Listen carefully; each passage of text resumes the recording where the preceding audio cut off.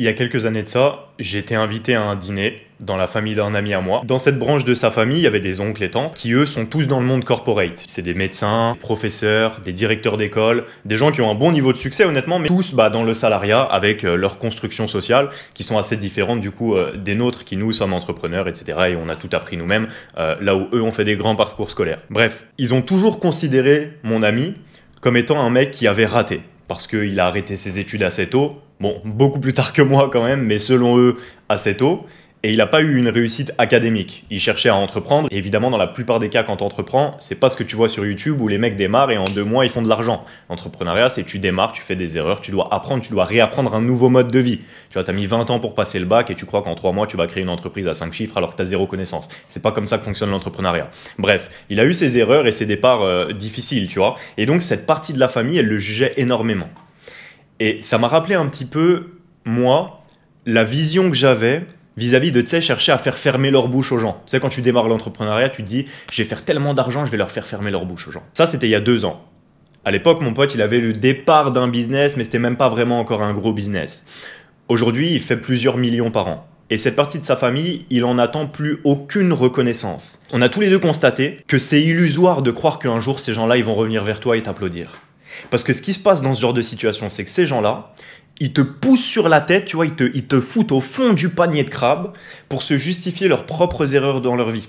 Parce que le problème, c'est que ces gens-là, ils sont pas heureux dans leur vie professionnelle. Je parle de ces gens-là précisément, je juge pas tous les médecins et les avocats, etc. Évidemment, je parle précisément des gens qui tirent les autres à leur dire « il faut absolument que tu sois dans les études, si t'es pas dans les études, t'as raté ta vie, etc. etc. » Ces gens-là, la plupart, ils sont même pas heureux dans leur job. Ces mêmes gens-là, pour parler de ces oncles et tantes précisément, ils sont pas heureux dans leur couple et ils te jugent si t'es pas marié à 25 ans, tu vois. Mais ils sont pas du tout heureux dans leur couple. Ils font les choses par réflexe, c'est un comportement appris qu'ils ont reproduit et ils sont malheureux là-dedans. Et plutôt que par réflexe chercher à devenir meilleurs, sortir de leur situation ou provoquer du changement dans leur vie, leur stratégie c'est de tirer les autres vers le bas. Et donc ce qui se passe, c'est que quand tu réussis, tu vois, pendant des années, tu vas travailler, ils vont te dire oui, mais c'est pas sérieux. Tu vas faire 20 000, 50 000 euros par mois, alors qu'en font, je sais pas, 8 ou 10 000, ce qui est pas mal, on pourrait se dire par rapport à la France, mais ce qui est normal pour un bon job aux États-Unis. Ils vont faire ça et ils vont dire oui, bon, même si tu gagnes 5 fois plus d'argent, oui, mais c'est que de l'entrepreneuriat, c'est pas sérieux, un jour ça va tomber, un jour ça va tomber. Ils vont dire des trucs comme ça. Et un jour, tu auras fait tellement d'argent que ce sera juste indéniable pour eux que de se dire, bon, le mec, il a réussi. Tu vois, ils peuvent plus se nier, ils peuvent plus se dire ça va tomber, t'as fait beaucoup trop d'argent comparé à ce qu'eux, ils peuvent espérer avoir dans leur vie. Et donc, là, c'est même plus pensable pour leur cerveau de autant se voiler la face. Alors, ils switchent et ils deviennent, ah, bien joué, bien joué. Mais la proportionnalité de à quel point ça t'aurait coûté émotionnellement de les écouter et de considérer, ils te mettent la tête au fond des chiottes, tu vois, ils te mettent la tête dans la boue. Et quand tu exploses tout et que c'est indéniable, ils ont mis 10 ans à t'enfoncer la tête et ils te sortent un « Ah non, bien joué » de 1 seconde. Et toi, tu peux regarder ça et tu peux te dire « Ah ouais, c'est tout ?» Pendant des années, psychologiquement, tu as cherché à maltraiter, à me faire sentir mal pour en fait justifier tes propres échecs. Et le jour où indéniablement j'ai fait une dinguerie, tu es à base de « Ah, c'est cool, bien, force ». Tu donnes aucune force, tu donnes 0,1%.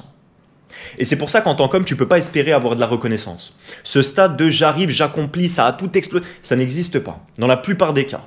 Tu peux te servir de la revanche, la vengeance, la volonté de prouver comme moteur, mais ne t'attends absolument pas à ce que ce soit comme un chèque de loto, tu vois, où du jour au lendemain, tu as toute la reconnaissance. Non, non, non. Jamais ils ne te la donneront, cette reconnaissance. Tu vis les choses pour toi. La preuve qu'ils ne te la donneront pas, ils font même pas les efforts pour leur propre vie. Pourquoi est-ce qu'ils applaudiraient comme des fous pour la tienne? Ils ne font même pas les efforts pour leur propre volonté. Et si tu te regardes toi-même, il y a beaucoup de situations où tu pourrais dire « je veux ça », mais toi-même tu ne fais pas les efforts pour ta propre volonté. Alors que tu es plus ambitieux que la moyenne. Alors imagine des gens pas ambitieux et tu t'attends à avoir de la reconnaissance de leur part, parce que tu mets des t-shirts Gucci, ou parce que tu arrives avec des montres Cartier, ou des trucs comme ça. Ils savent même pas combien ça coûte. Ils ont aucune idée de la valeur que ça a réellement. La seule chose qu'ils savent, c'est qu'ils ne peuvent pas l'avoir. Est-ce que ça a de la valeur que d'impressionner des gens avec des choses sur lesquelles ils ne connaissent rien, juste ils savent je ne peux pas l'avoir? C'est vide. Tu comprends que c'est vide. Et en fait, ça te motive. En théorie, ça peut te motiver, mais une fois que tu as atteint ce niveau-là, c'est vraiment vide parce que ces gens-là, ils ne te donnent même pas de reconnaissance. Tu n'obtiens pas ce stade de félicitation, il n'existe pas. Et s'il existe, il est illusoire et biaisé. Parce qu'il y a quelques années, ils auraient pu te mettre la tête dans les chiottes ou être responsables de ton mal-être. Le monde, il est extrêmement hypocrite avec les hommes ambitieux. Où toute ta vie, on va te dire fais attention, vas-y doucement, non, détends-toi, vas-y pas trop fort, ah ça sert à rien il faut que tu profites de ta jeunesse, ça sert à rien de faire autant de sacrifices, il faut que tu sortes, il faut que tu ailles voir des femmes, il faut que tu ailles en boîte de nuit. Mais en fait, toi, tu sais que tu es obligé de faire tous ces sacrifices-là. Moi, quand j'étais jeune, ce que je faisais, c'est que j'allais parler aux SDF dans la rue et je notais toutes les erreurs qu'ils ont fait pour ne pas les faire. Au départ, je le faisais parce que j'avais entendu que le truc qui était le plus difficile pour les SDF, c'était la solitude. Alors par gentillesse, j'allais leur parler. Et je me suis rendu compte, tiens, c'est marrant, tous les SDF, ils te donnent des conseils de vie. Alors ce que je vais faire, c'est juste faire exactement l'inverse. Alors tu pourrais dire, oui, mais c'est con, parce que le SDF, peut-être qu'il va te conseiller de ne pas faire ce que lui, il fait, etc. La plupart des gens, c'est pas ce qu'ils font. La plupart des gens, ils t'entraînent à faire les mêmes erreurs que eux ont faites. Ou alors, ils te donnent des conseils sur d'autres domaines de la vie, sans se rendre compte que c'est à cause de cette manière-là de penser qu'ils sont là où ils sont aujourd'hui. Parce que la manière de faire une chose, c'est la manière de tout faire. Et c'est pour ça que quand tu te réveilles à 5 h du matin, ce qui n'est pas ce que je fais, mais ce que je mets en avant là-dedans, quand tu te réveilles à 5 h du matin avec une grande discipline, tu sautes du lit, etc., tu sais que tu crées en toi l'habitude de prendre des décisions fermes, rapides et efficaces malgré le fait que ce soit difficile. Parce que la manière de faire une chose, c'est la manière de tout faire. Ce que j'entends donc par là, c'est justement que quand tu as été suffisamment inefficace dans plusieurs domaines de ta vie pour te retrouver SDF et rester dans cette situation, parce qu'évidemment un problème ça peut arriver à absolument tout le monde, mais si tu es SDF et que tu regardes cette vidéo, regarde, je te donne la solution ultime pour ne plus être SDF aujourd'hui là. Si par hasard mystérieux, tu es tombé sur cette vidéo et tu es SDF. Pose-toi devant Carrefour ou tu te poses là où tu te poses d'habitude et au lieu de demander de l'argent aux gens, demande-leur un travail. Tu vas voir combien de temps tu vas rester SDF. Tout ça pour dire que ton comportement se répercute dans tes autres modes opérationnels et de compréhension de la vie. Et donc évidemment, c'est pour ça que je dis que les perdants vont chercher à créer d'autres perdants autour d'eux. Maintenant, toi, tu n'as pas envie de te retrouver dans cette situation dans la plupart des cas. Donc qu'est-ce que tu fais ? Tu comprends que tu es seul et que la reconnaissance des gens est illusoire, n'arrivera jamais, qu'ils n'arriveront jamais à te donner un conseil efficace si eux-mêmes n'ont pas appliqué cette situation auparavant, et que même si ce conseil était efficace, tu aurais bien meilleur temps et de bien meilleures chances de succès si tu ne l'écoutais pas, ne serait-ce que par prétexte qu'ils n'ont pas prouvé dans leur vie qu'ils étaient capables d'obtenir les résultats que tu veux. Donc si, en clair, quelqu'un n'a pas ce que tu veux dans la vie, qu'il te donne un conseil avec autant d'amour, avec tout l'amour du monde, ce conseil n'a pas la moindre valeur intrinsèque si la personne n'a pas réussi à l'appliquer dans sa vie, puisqu'elle n'a pas prouvé que ce conseil marchait auparavant. Donc tu aurais raison que de ne pas l'écouter, même s'il sonne bien, même s'il y a de l'amour à l'intérieur, puisque l'amour ne rentre pas en compte dans le marché, si on parle d'argent. La preuve, tu peux aller faire de l'humanitaire et ne pas gagner 1 euro, ou tu peux vendre des organes et être multimilliardaire ou multimillionnaire de cette manière-là. Donc ce que tu fais, c'est que tu fais une liste de ce que tu veux et que tu es ferme dans cette direction, parce que personne ne t'aidera à l'atteindre. Un concept intéressant comparativement à l'argent, pour reparler de cet argent et qui va te permettre de shifter tes perspectives en 1 seconde, si tu veux un conseil qui vaut plus cher que toutes les formations business que tu peux acheter à l'extérieur, c'est que les gens ne te payent jamais pour le fait de vouloir de l'argent. Donc dire que tu as la dalle et considérer que tu vas gagner de l'argent juste parce qu'à l'intérieur de toi, tu as plus la dalle que les autres et tu te dis les autres n'ont pas la dalle, ils se disent tous ça, frérot. Tous les gens qui ont la vingtaine, ils sont prêts à parier qu'ils vont finir multimillionnaires. Encore pire avec Instagram maintenant. Ils y croient aussi fort que toi et moi. Et moi, ça me faisait peur, ça. Parce que je l'ai compris. Parce que j'étais dans un business où je côtoyais beaucoup de gens qui avaient la vingtaine et qui avaient la dalle quand j'étais jeune. Et donc je voyais, je me disais, putain, mais ils y croient. Ils y croient autant que moi. Ah putain, c'est un problème. Parce que là, il faut que je prouve à l'univers que je veux plus qu'eux. Pas juste que je crois. Et donc ces gens-là, ils sont persuadés. Donc, il faut que tu travailles plus qu'eux. Pour revenir au conseil qui vaut plus cher que toutes les formations que tu peux acheter, les gens ne te payeront jamais pour vouloir de l'argent. Donc qu'est-ce que tu fais ?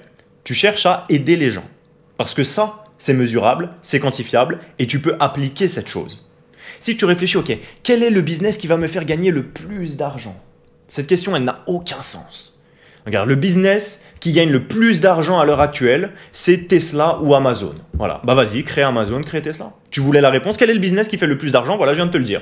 Tu prends la liste top 5 des plus grosses entreprises du monde, Vanguard, vas-y, crée un fonds d'investissement, BlackRock, vas-y, crée un fonds d'investissement, c'est le meilleur business, c'est ce qui rapporte le plus d'argent. T'es pas qualifié, gros, pour faire ça. Tu n'es pas qualifié. Si demain je te donne Tesla, Tesla ça coule mercredi, frérot. Mercredi, Tesla ça coule.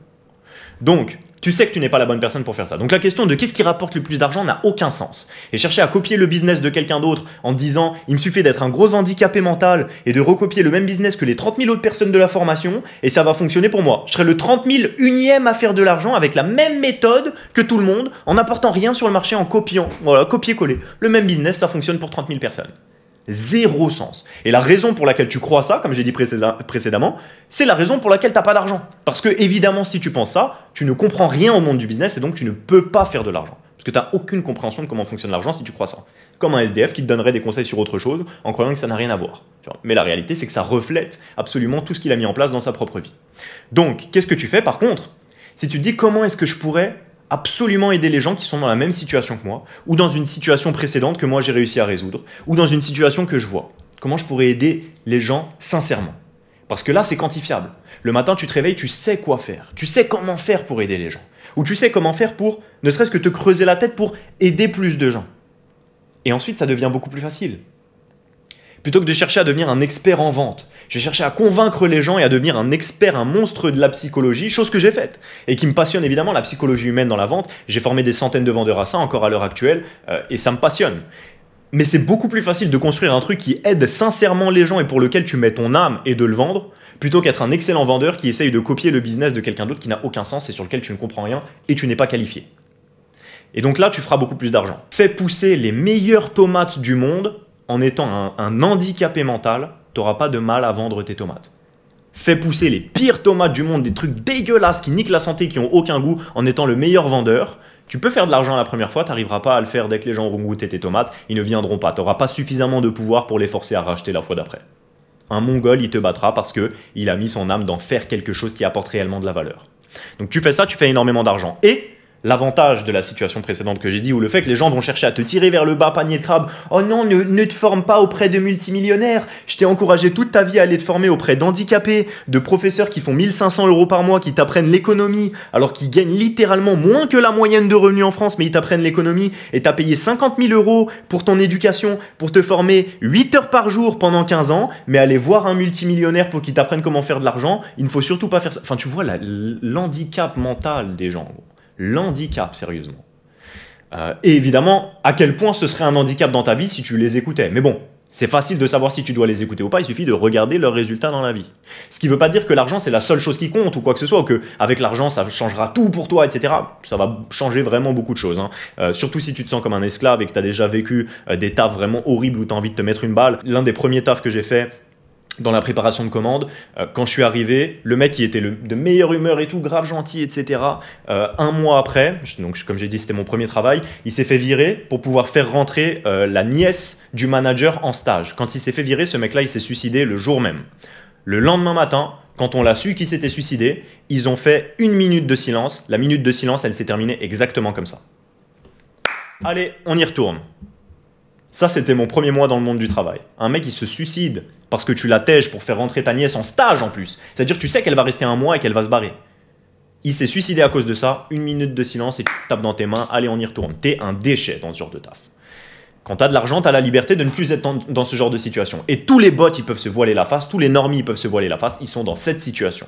Donc ne te laisse pas tirer vers le bas. Les gens, ils vont chercher à t'enfoncer. Et de la même manière, pareil dans le business. La plupart des gens sont incompétents de ouf et ils essayent de te tirer pour se rassurer. Oui, mais j'ai lu tellement de livres et regardé tellement de vidéos YouTube, je sais comment fonctionne le business. Quels sont tes résultats? Quels sont tes résultats? Ah, gauche, droite, ah, on voit rien. On voit rien, on voit rien, on voit rien. Tu as lu des livres, ça n'a aucune valeur si tu n'as pas su le manifester dans ta vie. Et par manifester, je veux dire appliquer et obtenir les résultats. Également, comprends que personne ne savait marcher avant de marcher.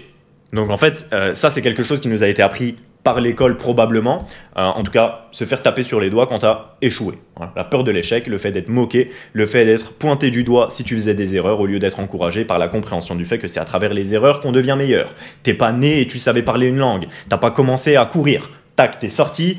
T'as tapé un sprint comme ça dans l'hôpital, t'as tapé un sprint, non, t'as appris à marcher petit à petit en montant, tombant, te levant, tombant, te levant, tombant, normal. Tu fais la même chose en business et en entrepreneuriat, t'es pas entrepreneur tant que t'as pas entrepris, fais des choses, échoue, recommence, fais-le le plus intelligemment possible en t'inspirant d'autres personnes pour te faire gagner des années de vie, mais n'aie pas peur d'échouer, de continuer, de recommencer, de le faire à la hauteur de tes moyens évidemment. Si tu veux prendre un crédit de ouf qui fait 100 fois tes revenus pour le faire, tu peux le faire, je te conseille pas de le faire, mais ne te chie pas dessus de dépenser des 200 balles, des 500 balles, même des 3000 € même si tu as un salaire normal, c'est pas un truc de fou pour toi, tu vas pouvoir refaire cet argent. Par contre, l'apport émotionnel et intellectuel de t'écarter de 100% de la population parce que boum, direct tu débloques une expérience de vie que la plupart des gens n'ont jamais dans leur vie.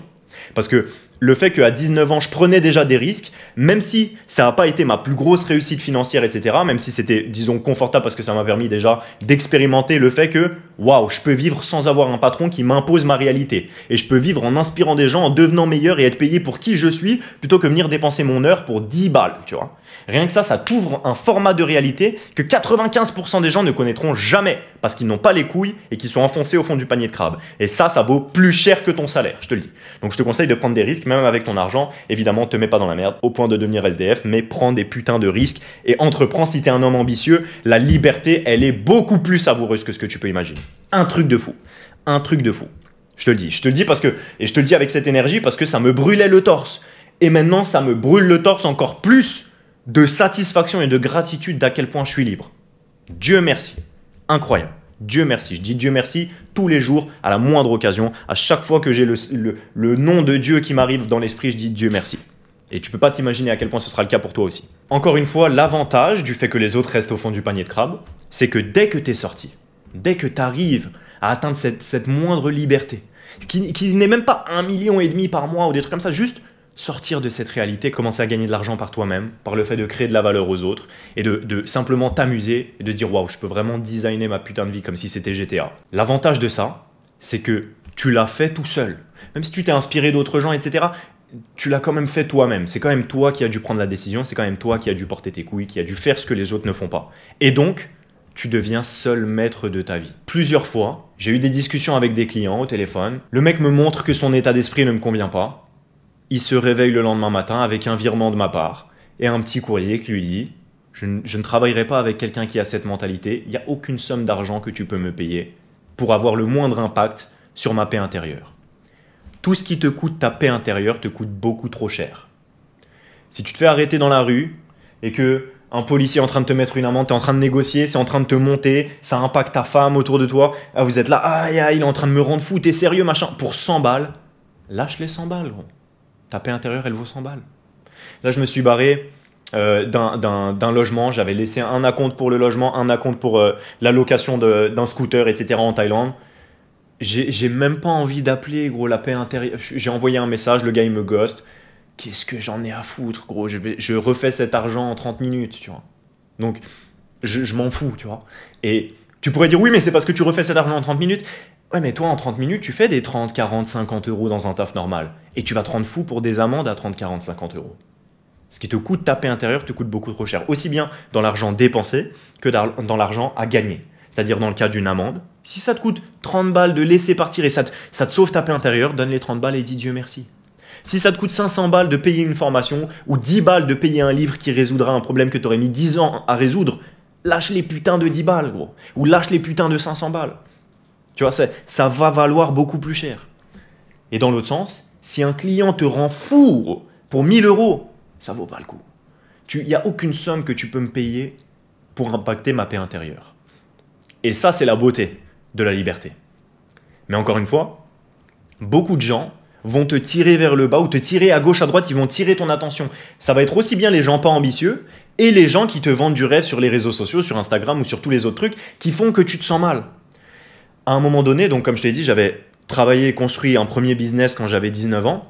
J'ai arrêté proche de mes 21 ans et je voyais mes autres collaborateurs de business voyager, avoir des centaines de milliers d'abonnés sur Instagram, faire des revenus à plusieurs centaines de milliers d'euros par mois et eux continuaient à progresser pendant que moi j'avais pris un autre chemin de vie. J'étais sur mon développement personnel et donc je me suis dit je vais juste supprimer Instagram comme ça. J'avais pas l'impression que ça me faisait du mal Instagram, tu vois, je le sentais comme un truc limite visualisation. Je me disais je regarde ce que les gens font, ça m'inspire, etc. Et c'est après avoir supprimé l'application que je me suis dit waouh c'est fou, je me sens mieux.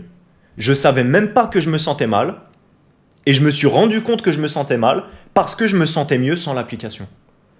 Donc, il y a beaucoup d'entre vous qui téléchargez Instagram pour pouvoir m'envoyer des DM ou pour suivre un peu mon contenu ou pour pouvoir discuter avec moi, etc. Et je suis très content et je cherche à vous aider au maximum de ce que je peux en termes de temps, même si je reçois énormément de messages. Mais moi, personnellement, pour être complètement honnête avec vous, même si évidemment c'est cool si je parle avec vous, si j'ai des abonnés et tout, mais je me sentais mieux sans Instagram. Alors, si tu es sur Instagram et que c'est pour ton business, ça aide. Il y a aussi un compromis à faire du fait que les réseaux sociaux, si tu es créateur et pas consommateur, ça amène un énorme potentiel pour ton business, peu importe ce que tu fais, même si tu vends du produit, même si tu fais du dropshipping ou du e-commerce ou de la vente de services ou peu importe ce que tu fais, il y a un énorme avantage à utiliser les réseaux sociaux. Mais si tu consommes, il y a un énorme désavantage. Et ça fait partie des choses qui te coûtent ta paix intérieure parce que indirectement, tu vois soit des gens qui te flexent dessus, soit des gens laisser des commentaires qui sont désespérants, qui sont en fait ceux qui te tirent au fond du panier de crabe. Et donc, très peu d'avantages en tant que consommateur des réseaux sociaux si ça ne te permet pas d'analyser et de comprendre un marché ou de vendre un service et un produit. En cherchant en premier lieu à apporter de la valeur aux gens, parce que l'avantage aussi c'est que personne ne le fait. La plupart des gens ils pensent à l'argent. Et donc ils sont payés même comme ça, parce qu'il y en a qui arrivent à faire de l'argent en ne pensant qu'à l'argent, mais si tu cherchais à mettre la valeur en premier lieu, tu les détruirais, gros. Parce que les gens sont ridiculement nuls à chier, dans tous les domaines. Genre vraiment, l'un des trucs les plus aberrants dont moi je me suis rendu compte, parce que j'ai créé des entreprises dans plein de domaines, dans l'import-export, l'achat-revente, le marketing, la musique, le mannequinat, enfin j'ai travaillé dans plein de domaines différents, et à chaque fois, le premier truc qui me frappe c'est waouh. Eux, ils font des millions par mois, et maintenant que je comprends le marché, je me rends compte qu'ils sont nuls à chier, gros. Nuls. Nuls. C'est juste que personne ne fait le pas de faire les choses. Donc fais-le, prends des risques dans peu importe quel domaine. T'as toujours eu envie de monter une chaîne YouTube ou je sais pas quoi, monte là ta putain de chaîne YouTube. Regarde comme les autres, ils sont nuls, ceux qui sont dans ton domaine. Ils sont nuls, gros. Et il n'y a personne qui a autant d'âme que toi. Et justement, les gens qui ont un peu peur de passer ce step, c'est parce que tu es pur et que tu es sincère dans ta démarche. Alors tu peux te soucier de comment te regardent les gens ou de toi-même. Ah, est-ce que je vais vraiment apporter de la valeur aux gens? Dis-toi que ceux qui ont sauté le pas, ils en ont rien eu à foutre. Et donc tu vas les tabasser parce que tu es le seul sincère dans ce putain de marché. Surtout en France où il n'y a pas énormément de personnes par niche. La plupart des gens qui sont là, ils sont nuls à chier, gros. Et tu les détruirais si tu te lançais, ne serait-ce que parce que tu te lances sincèrement avec ton âme. Alors fais-le. Et imagine la putain de valeur qu'on apporterait sur cette terre si tous les gens qui ont la flamme à l'intérieur d'eux quand ils regardent cette vidéo, ils démarraient réellement, ils portaient leurs couilles et ils passaient à l'action pour faire ce qu'ils ont réellement envie de faire dans la vie juste en entendant cette vidéo. La multiplication de valeur qu'on donne sur terre. Alors ton rôle à toi, si tu te sens concerné par ce que je dis, c'est mets en pratique ce que je viens de te dire. Tu es une personne de plus qui va provoquer un effet papillon et un changement intense sur cette planète, encore plus si tous ceux dont ça brûle le torse là maintenant, ils passent à l'action pour réellement faire cette chose qu'ils savent qu'ils devraient faire depuis toujours. Fais-le et ton impact il devient grandiose sur le monde. Et l'impact de cette chaîne, il atteint son aboutissement, il atteint son objectif, que de motiver les hommes ambitieux et de haute valeur à réellement chercher un impact positif pour le monde, à arrêter de considérer que parce que les autres considèrent la masculinité toxique ou je sais pas quoi, que t'as pas le droit d'être ambitieux et t'as pas le droit de juste faire les choses pour ta valeur intrinsèque et ta volonté de mourir pour une cause plus grande que toi. Avant, on partait à la guerre, on mourait pour des divinités, on mourait pour des leaders, on mourait pour des idéologies. Est-ce que tu es prêt à mourir pour les tiennes? Si oui, l'avantage, c'est que tu n'as même pas besoin de mourir. Tu as juste besoin de faire ce dont tu as peur et qui, tu le sais, t'amènera à vivre la vie que tu as envie de vivre. Parce que ta concurrence, elle est inexistante, elle est illusoire tant que tu t'es pas lancé. Et quand tu te lances, tu t'en rends compte immédiatement. Et là, tu kiffes et tu roules sur le marché, en plus de réellement changer la vie de tes clients, que là, en ce moment, tu laisses entre les mains de gens qui en ont rien à foutre et qui les servent même pas comme il faut. Donc passe à l'action, frérot, et on change le monde. Par les pauvres. Je m'en fous des pauvres. Hein.